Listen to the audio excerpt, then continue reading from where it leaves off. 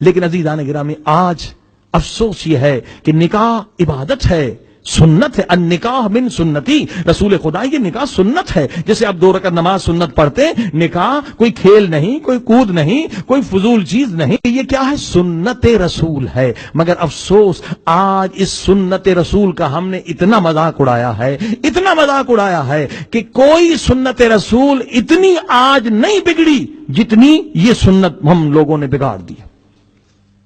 آج یہ سنت بہت مظلوم ہے. وہ کیسے؟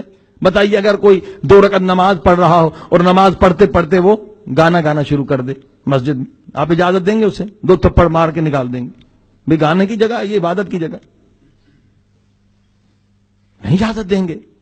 یا نماز پڑھتے پڑھتے وہ ناچنا شروع کر دے، کیونکہ سنت ہے، چاہے سنت نماز ہو، نہیں اجازت دیں گے آپ. لیکن آپ دیکھیے کہ یہ نکاح بھی رسول خدا کی سنت ہے، مگر اس میں کس قدر حرام شامل کیا جا رہا ہے. اللہ اکبر. نکاح میں جناب میوزک ہونا بہت ضروری ہے. استغفر اللہ. میوزک الغنا اشد من الزنا، حدیث موجود ہے، شیعہ سنی کتابوں میں متفق کہ یہ میوزک جو ہے یہ زنا سے بڑا گناہ ہے. اب نکاح سنت رسول ہے اور نکاح میں جناب میوزک نہیں تو پھر شادی کہاں؟ اللہ اکبر.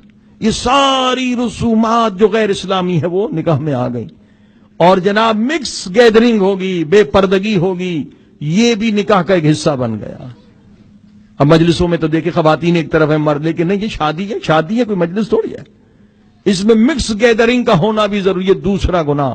اور تیسرا اسراف. اس قدر اسراف کیا جاتا ہے ہر لحاظ سے.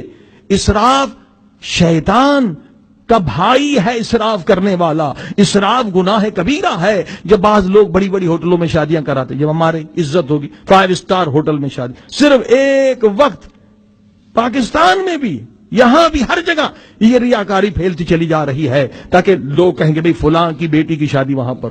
ریا الشرک. خدا کے رسول کہتے ریا ہوا شرک کلن. ریا، دکھاوا، یہ پورا شرک ہے. صرف وہیں ہوٹل میں ایک رات کا جو ہے وہ 1 لاکھ روپے، 2 لاکھ روپے، 10 لاکھ روپے صرف بکنگ کے لیے لیتے، کھانا اس کے علاوہ. اور اسی پیسے میں اتنا اسراف ہوتا ہے کہ میرے خیال میں لوگ اتنا اسراف کرتے ہیں کہ 20، 40، 50 غریب لڑکیوں کی شادی آپ کروا سکتے. عزیزان گرامی، کتنے گناہ ہو گئے. بے پردگی ہو گئی، میوزک ہو گئی، اور اس کے ساتھ یہ تیسرا گناہ، بڑا گناہ ہے کبیرہ، یہ ریاکاری کا شرک ہو گیا. اب ابتدا میں جب 3 گناہ ہو جائیں تو بتائیے اس کا نتیجہ کیا ہوگا؟ پھر اولاد صالح کہاں سے ہوگی؟ صلوات پڑھی محمد و آل محمد.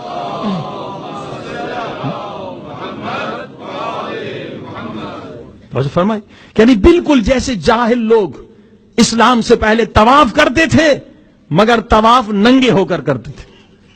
کوئی ثواب ملے گا؟ عذاب ملے گا.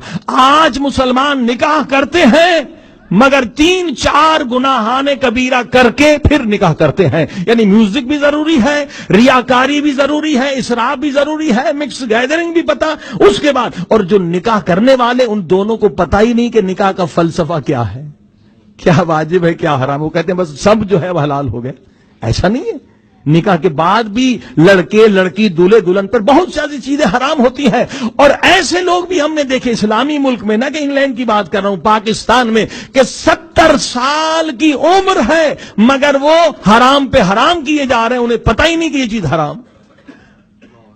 70 سال کی عمر اور اسلامی کنٹری.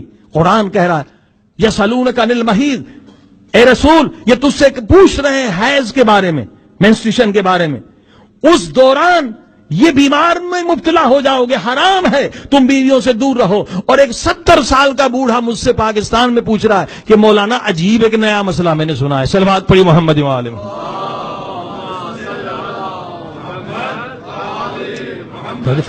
یعنی اس قدر جہالت. اس کی وجہ یہ کہ جناب جو شادی ہوتی ہے وہ ہنگامہ ہوتا ہے، جبکہ یہ عبادت ہے. اس میں لڑکے کو پتا ہونا چاہیے کیا حلال ہے، کیا حرام ہے، کیا دعائیں پڑھنی ہے. 2 رکعت نماز کے بعد جو ہے بہت ساری اعمال ہیں، انہیں انجام دینا ہے. لیکن کون بتائے عزیزان گرامی، بہت ساری چیزیں حرام ہیں، اس کا نتیجہ اولاد پر ہوگا. پورا رسول خدا کا خطبہ ہے، یہ کام کرو گے تمہاری اولاد ظالم پیدا ہوگی. اگر تم نے یہ کام کیا تمہاری اولاد قاتل پیدا ہوگی. اگر تم نے یہ کام کیا تمہارا بچہ حافظ قرآن پیدا ہوگا.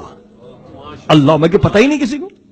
آپ نے دیکھا وہ بچہ جو ایران کا تباہی ہے، 5-6 سال میں حافظ قرآن بنا. یہ کیسے بنا؟ یہ ماں باپ کی پاک نیت کی وجہ سے. ماں اور اس کے باپ, جب ان کا نکاح ہوا تو مہر میں یہ کچھ نہیں تھا کہ بھائی اتنے لاکھ دو گے, یہ پیسے دو گے, نہیں. مہر کی جگہ پر انہوں نے شرط یہ رکھی کہ ہم دونوں حافظ قرآن بنیں گے.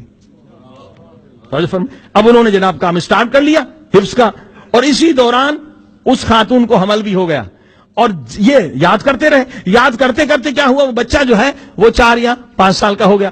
اب انہوں ماں باپ نے دیکھا کہ آیت ہم پڑھتے ہیں تو آگے سے بچہ خود وہ آیت پڑھ لیتا ہے.